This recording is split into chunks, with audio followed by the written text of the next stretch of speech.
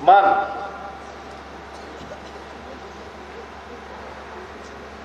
तो परिणाम क्या होगा? अच्छा नहीं होगा ना। आप लोगों ने कथा में सुना होगा, एक बार कंस ने रथ का संचालन किया था,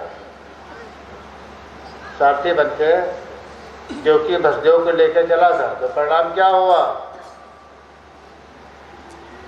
दुख मिला, क्योंकि रथ संचालन का काम कृष्ण का है, कंस का नहीं।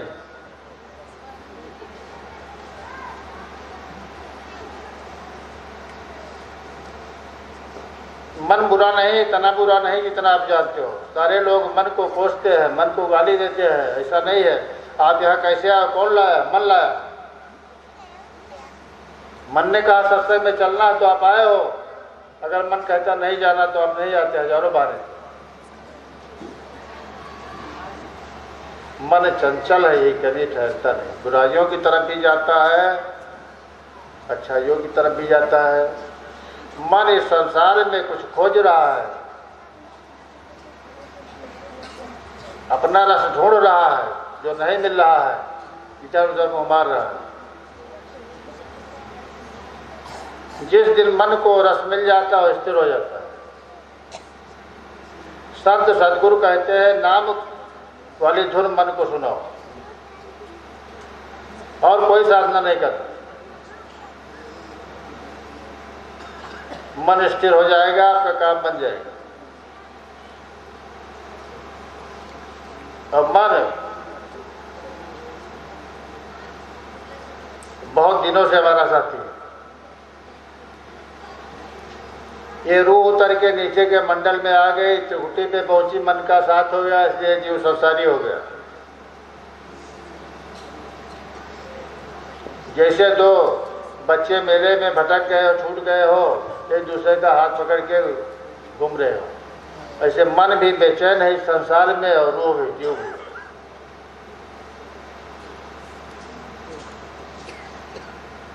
वापस जाने का सबसे सुगम उपाय, संत सदगुरु की शरण में जाओ, उससे नाम हासिल करो और उसका सेवन करो। नाम प्राप्त करना ही काफी नहीं है। नाम मिल गया, दवा तो आप ले आए डॉक्टर साहब के यहाँ महंगी वाली, सेवन नहीं किया। कष्ट निवारण कैसे होगा? दवा सेवन करना पड़ेगा।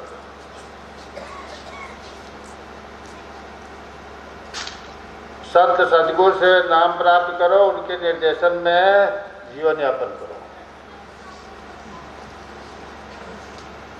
अपने आप को मालिक के हवाले कर दो, फिर आगे सब कुछ सुगम है, कठिन नहीं है। होय राम के नाम भज। भजन तो करने वाले बहुत लोग हैं, लेकिन अपने को समर्पित नहीं करते।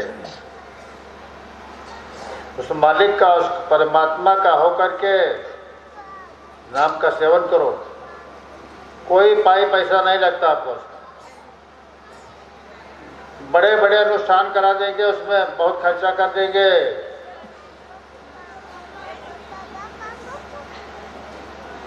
कठिन कठिन साधना करते हैं लोग। ठंडी में पानी में पड़े रहते हैं, गर्मी में आग जलाते हैं। शायद आप लोगों ने भी देखा होगा। अब तो उसको यूट्यूब पे भी डाल देते हैं। कुछ बुजुर्ग बैठे होंगे, पहले बैलगाड़ी चलती थी तो पहिया के ऊपर क्या कहते थे, हाल, तो कंडा जला के उसको लाल करते थे गर्म करके। तो ऐसे चारों तरफ से आग जला देते हैं, बीच में बैठ जाते हैं, खप्पर में आग जला के सिर पे रखते हैं, कहते हैं पंचांग की ताप रहे हैं, तप कर रहे हो।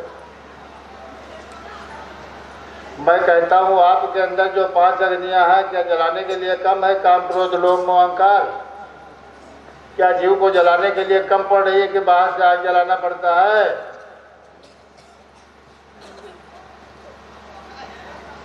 परमात्मा ने देव दुर्लभ शरीर दिया है, कष्ट उठाने के लिए नहीं, क्लेश के लिए नहीं।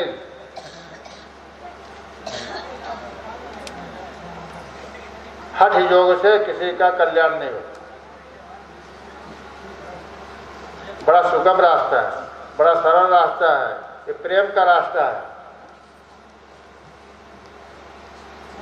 किसी को ना घर बार छोड़ने की जरूरत है, ना वेशभूषा बदलने की जरूरत है, ना किसी को जाति धर्म बदलने की जरूरत है। जो जहाँ भी हो फिट हो, जैसे भी हो फिट हो।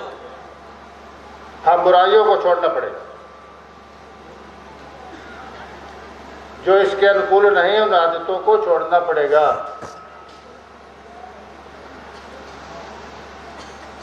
आपको पता चलेगा मैं तो परमात्मा के सम्मुख हूँ, परमात्मा मेरे सम्मुख तो पहले से था, मैं जानता नहीं था।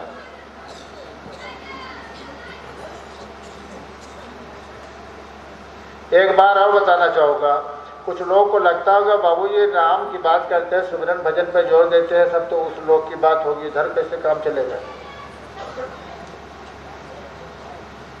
इधर का भी काम चल जाता है, नाम में बड़ी ताकत है। सुमेरा तो सुलभ सुखद सब काहू, लोक लाओ और लोक लाओ।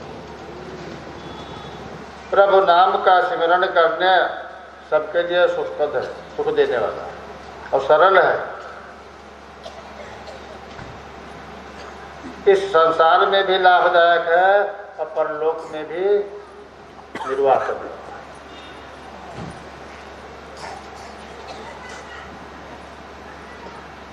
अभी व्यक्ति के ऊपर कोई कष्ट विपदा आती है, बड़े बड़े अनुष्ठान कराते हैं। जहाँ व्यक्ति की अपनी सामर्थ्य समाप्त हो जाती है तो हम देवताओं के शरण लेते हैं।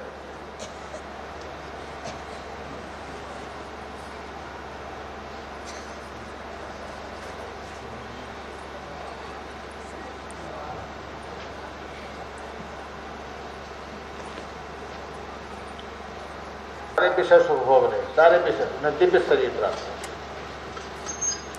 लंबी आयु है, मरने का कोई डर नहीं जल्दी। अब अगर कोई कामना उनके पास है तो एक ही कामना है कि भगवत प्राप्त हो जाए, भगवत सुख चाहिए, सारे विषय सुख भोगते भोगते उठ। उसकी प्राप्ति कैसे होगी? मनुष्य शरीर द्वारा। वो कामना करते हैं तो मनुष्य शरीर की, लेकिन दुर्लभ है। देवता तो मनुष्य का शरीर चाहते हैं, परमात्मा ने हमको मनुष्य का शरीर दिया तो हम किसकी उपासना करते भी है तो बोलो भाई, देवताओं को चूक गए नहीं चूक गए बोलो। प्राइमरी में हमने एक कविता पढ़ी थी, आप लोगों ने भी शायद पढ़ा हो, अब तो नहीं, कि जिसने सूरज चांद बनाया, पंखे याद करिए, बचपना याद आ जाता है। अंत में कहते जिसने सारा जगत बनाया, हम उस ईश्वर के गुण गाएं, उसे प्रेम से। इतना इस्लाम है। मोहम्मद साहब का इस्लाम इसी कविता में आ गया। जो सबका रचयिता है, सबको बनाने वाला है, उसकी इबादत होनी चाहिए, उसकी उपासना होनी चाहिए, और हम उस रचना में उलझ जाते हैं।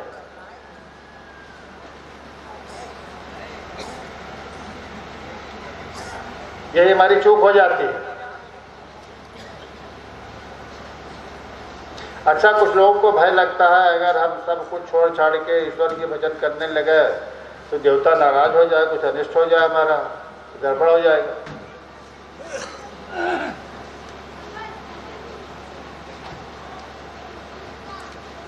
एक बात आज बुद्धि में आप लोग बैठा लो कि परमात्मा में हर कोई है, सब कोई। अगर आपने परमात्मा की भक्ति किया, ईश्वर की भक्ति किया, तो सारे देवताओं की उपासना उसी में है।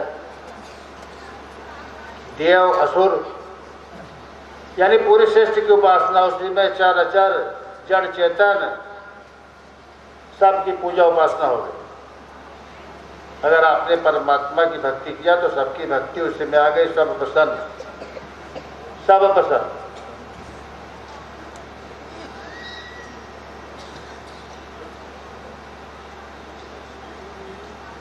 मगर इस बात पे विश्वास नहीं आता।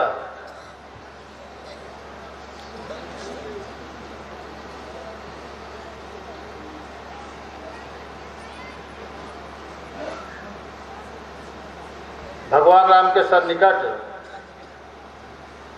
हनुमान जी, हनुमान जी ने अगर किसी को उपदेश दिया तो क्या बताया? बोलो भाई। हनुमान जी का ज्यादा चीज सुंदरकांड में है। अब गहराई नहीं जाते हैं सुंदरकांड के, लेकिन हनुमान जी का चरित्र ज्यादातर सुंदरकांड में ही है। हनुमान जी के समीप जो भी आया, जिससे निकटता हुई, उसे राम भक्ति का उपदेश किया। यहाँ तक रावण को भी राम भक्ति का उपदेश देते हैं, सुग्रीव के सामने ले जाके राम जी को मिला दिया। इस बात पे नहीं भरोसा। अच्छा, हनुमान जी ने किसी से कहा हमारी भक्ति करो? किसी ग्रंथ में कोई प्रमाण? अगर किसी के पास कोई प्रमाण होगा तो मिलेगा कि हनुमान जी ने किसी से कहा हो मेरी भक्ति करो। ईश्वर भक्ति की बात करते हैं।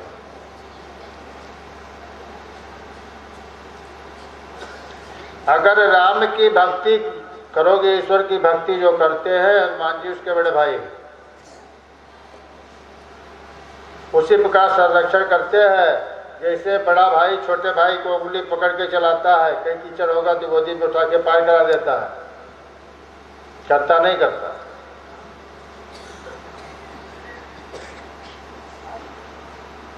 सारे देवी देवता प्रसन्न। आप ईश्वर भक्ति करो, आपकी रक्षा की जिम्मेदारी हनुमान जी की है। लेकिन अगर अलग से तुम हनुमान जी की भक्ति करोगे तुम्हारा कुछ नहीं होगा। हनुमान जी प्रसन्न नहीं होते।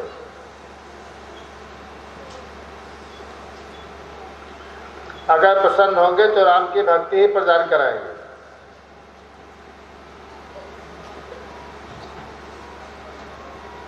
हम मना नहीं करते हैं, लेकिन पर्याप्त नहीं है। हम देवी देवताओं की उपासना के विरुद्ध नहीं है, लेकिन एक बात हमारी समझ लो, अगर देवताओं की भक्ति करना है तो 3 देवता तो प्रत्यक्ष है।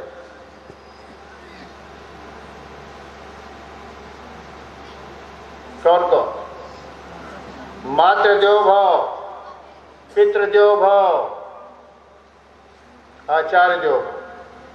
3 देवता प्रत्यक्ष है। बाकी किसी ने देखा हो देवी देवता तो हाथ उठाओ। हमारी भावना, हमारी भावनाएं हैं, बाकी जब ने देखा नहीं।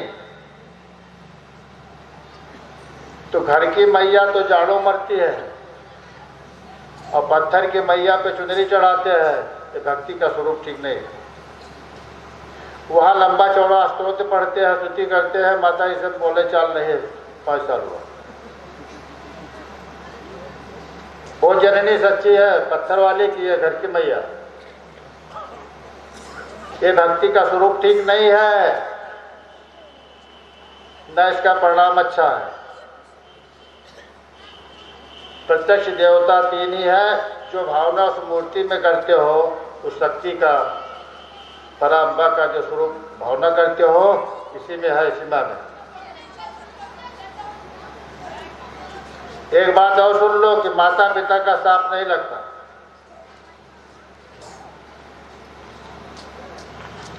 लेकिन अगर इनका आशीर्वाद निकल गया तो अमोघ है।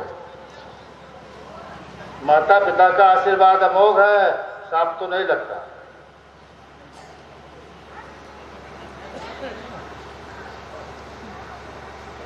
देखी देखा न करो, थोड़ा विचार करो।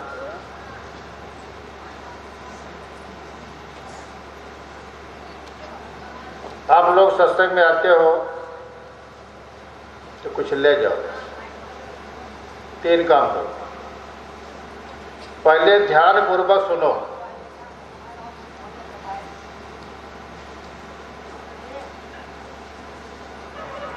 सबसे प्रार्थना है कि जो कुछ कहा जाता है पहले ध्यान पूर्वक उसको सुनो, कुछ छूटे ना।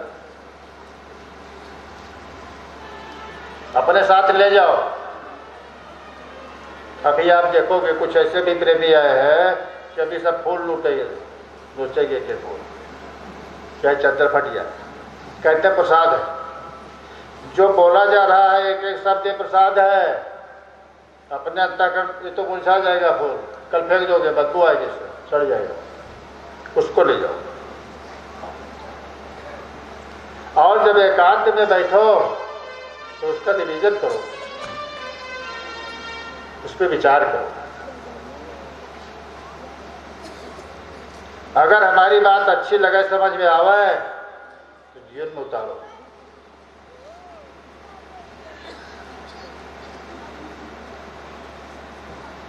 कल्याण हो जाएगा।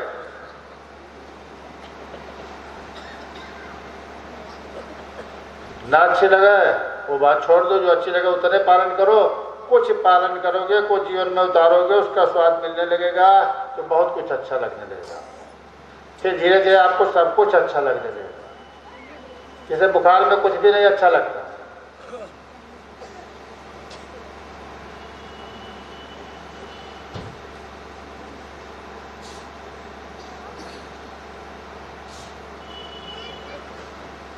बात फूल की आई कि कहानी सुनाते, छोटी सी याद आ गई फूल पे। एक व्यक्ति था तो उसके 4 बेटे थे। एक दिन अपने बेटों को बुलाया तो कहा मैं तो कुछ दिन के लिए विदेश जा रहा हूँ बाहर, लौटने में समय लग सकता है, मेरे पास फूल के थोड़े से बीज है, बराबर बराबर बांट दिया, कहा आप लोग सुरक्षित रखो इसे, मैं आऊंगा तो इसको वापस करना हमको। वो चला गया। 3 बेटे तो बीज को लेके साथ गए, यहाँ से उठा ले गए, एक वही छोड़ के चला गया जहाँ मिला। ध्यान से सुनना मैं क्या कहना चाहता हूँ। एक बेटे ने ले